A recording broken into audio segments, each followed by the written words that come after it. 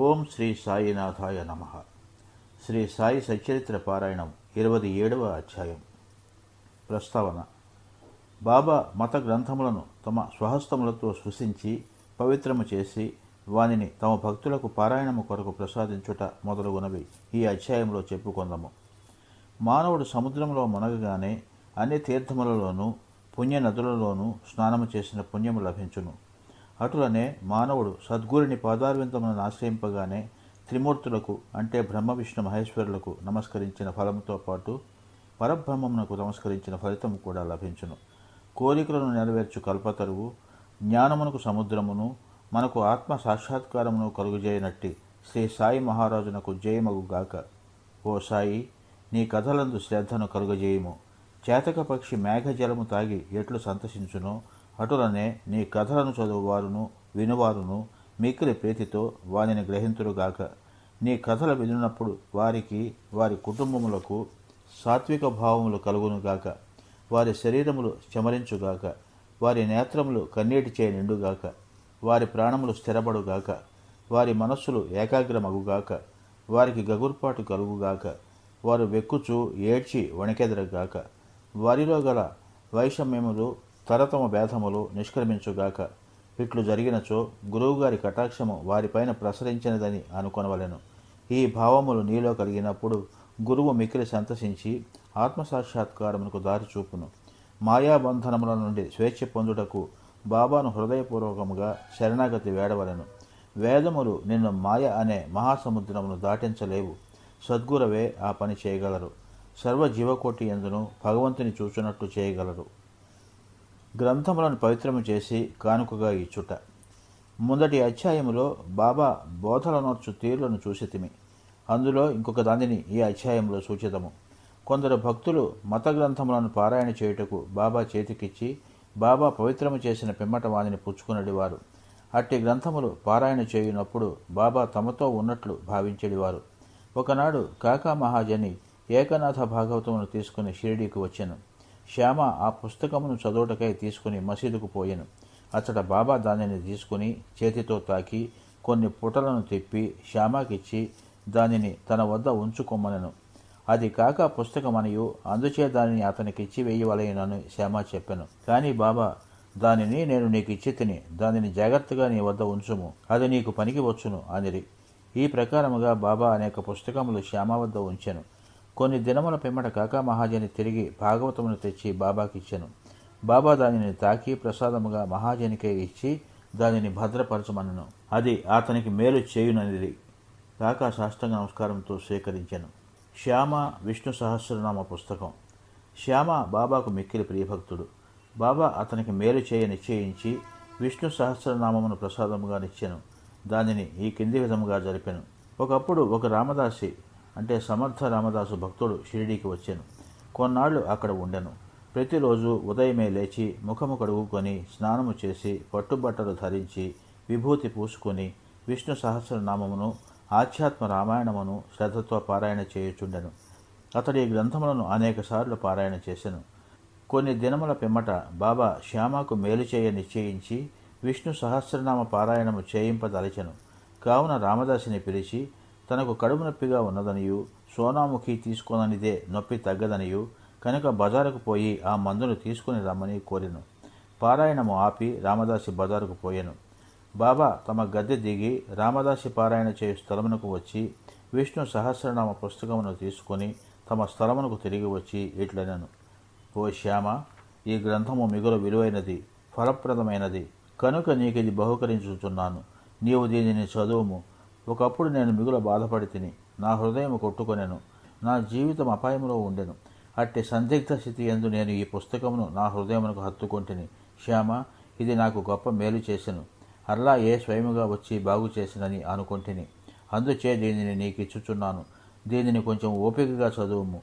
రోజునకొక నామం చదివినను మేలు కలుగు చేయును. శ్యామ తనకు ఆ పుస్తకం అక్కర్లేదనను. ఆ పుస్తకము రామదాసిది. అతడు పిచ్చివాడు, మొండివాడు, కోపిష్టి కావున వానితో కయ్యము వచ్చునని అనెను. మరియు తాను అనాగరికుడొకటిచే దేవనాగరి అక్షరములు చదవలేనని చెప్పెను. వినోదార్థము తనకు రామదాసితో బాబా కయ్యము కలగజేయుచున్నాడని శ్యామ అనుకొననే గాని బాబా తనకు మేలు కలుగు చేయుచున్నాడని అనుకునలేదు. బాబా ఆ సహస్రనామం అనే మాలను శ్యామ మెడలో వెయ్య నిశ్చయించెను. అతడు అనాగరికుడైనప్పటికీ బాబాకు ముఖ్య భక్తుడు. బాబా ఈ ప్రకారం అతనిని ప్రపంచ బాధల నుండి తప్పించగోరెను. భగవన్నామ ఫలితం అందరికీ విషితమే. సకల పాపముల నుండి, దురాలోచనల నుండి, చావు పుట్టుకల నుండి అది మనలను తప్పించును.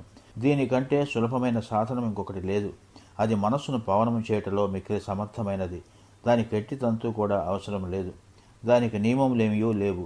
అది మిగుల సులభమైనది, ఫలప్రదమైనది. శ్యామకు ఇష్టం లేనప్పటికీ వానిచే దానిని అభ్యసింపచేయవలనని బాబాకు దయ కలిగెను. కనుక దానిని బాబా వానిపై బలవంతముగా రుద్దెను. ఆ ప్రకారముగానే చాలా కాలం క్రిందట ఏకనాథ మహారాజు బలవంతముగా విష్ణు సహస్రనామము ఒక బేద బ్రాహ్మణునిచే పారాయణ చేయించి వానిని రక్షించెను. విష్ణు సహస్రనామ పారాయణ చిత్తశుద్ధికొక విశాలమైన చక్కటి మార్గము. కాని దానిని బాబా శ్యామకు బలవంతముగా ఇచ్చెను. రామదాసి త్వరలో సోనాముఖి తెచ్చెను.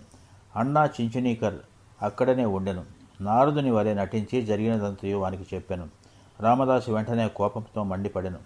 కోపంతో శ్యామపై పడి, శ్యామ ఏ కడుపునొప్పి సాకుతో బాబా తనను బజారునకు పంపినట్లు చేసి ఈ లోపల పుస్తకమును తీసుకొనినని అనెను. శ్యామను తిట్టనారంభించెను.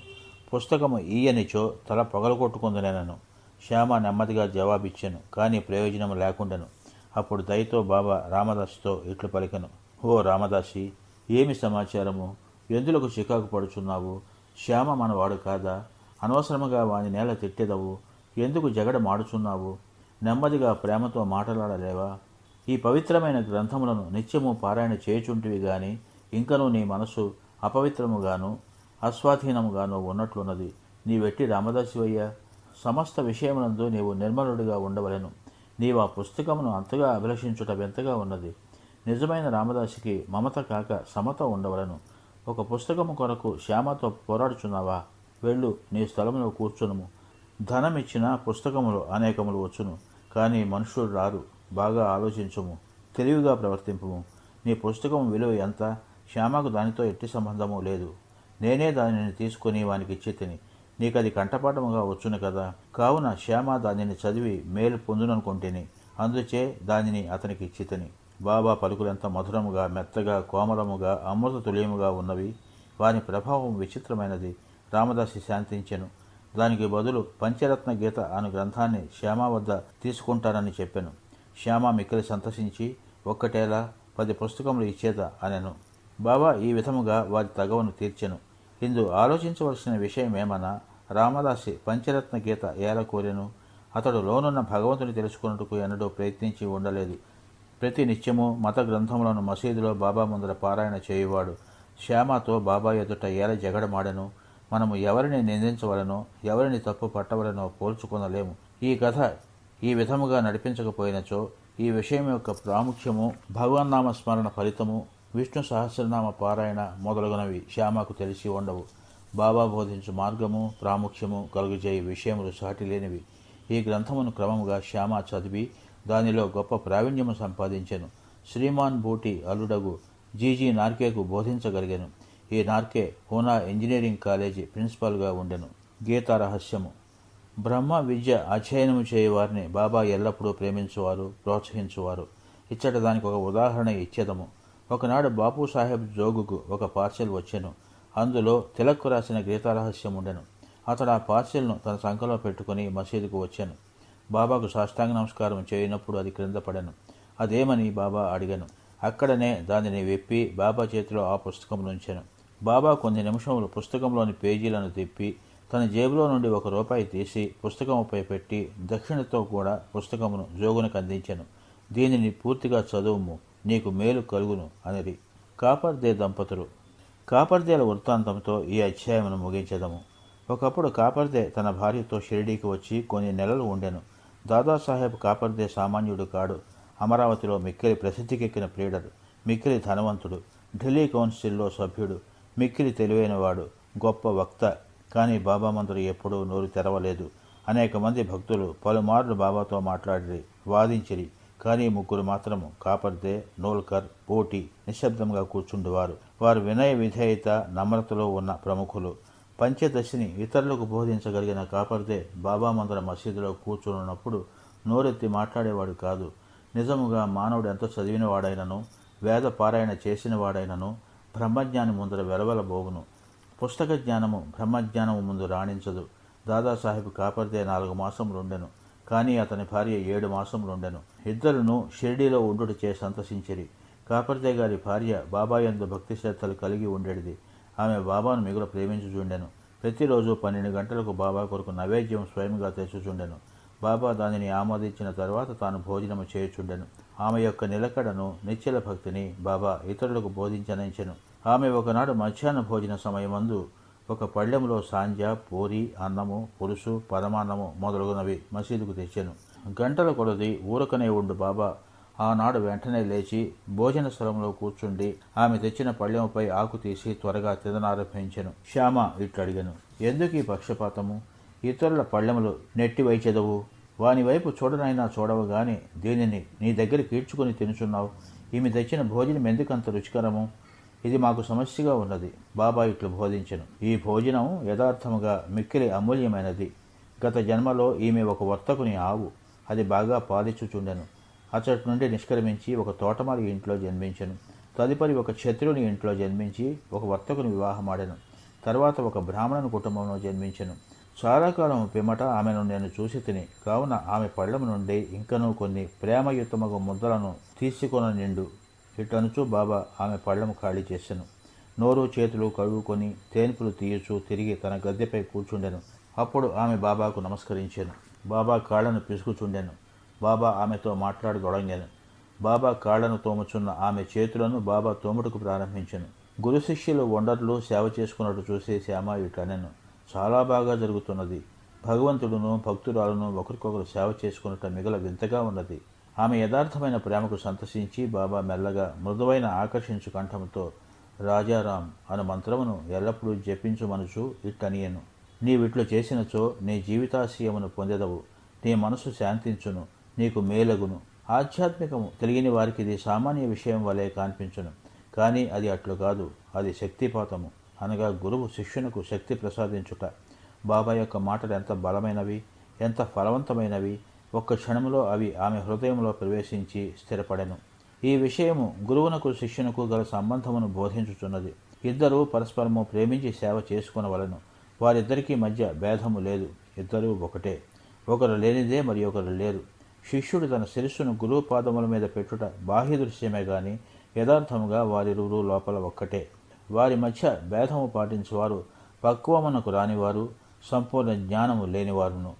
ఓం శ్రీ సాయినాథాయ నమః. 27వ అధ్యాయము సంపూర్ణము. శుభం భవతు. శ్రీ సజ్జనానంద సద్గురు సాయినాథ మహారాజ్ की जय।